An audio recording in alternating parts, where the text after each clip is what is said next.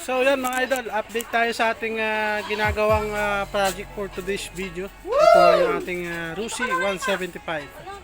Meron na tayong ginagawa kay Rusi 175 dahil mataas nga.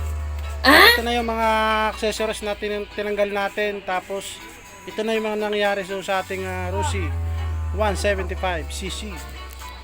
Update tayo mga idol. Ito na. Ayan, sira na ang placer.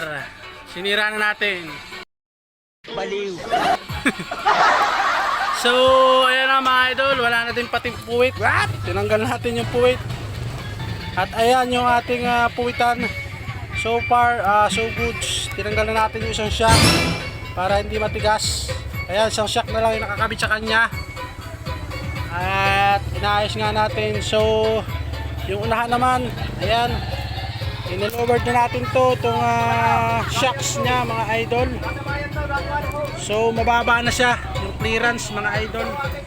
So hindi na ito mahihirapan yung gagamit nito mga idol dahil mababa na nga yung ating shocks fender una't huli mga idol. So goods naman. So kakabit na lang natin to mga idol. Kakabit natin yung puwit, kakabit natin yung shock, yung ilaw nung yung flasher. Ayan, kakabit natin. So, yun lang mga idol. Dito muna tayo sa ating paggagawa ng projects for today's videos. At nagkalat pa nga yung ating mga tools. Ayan. Ay mga takip, wala pang takip siya mga idol. Bahala ka sa buhay.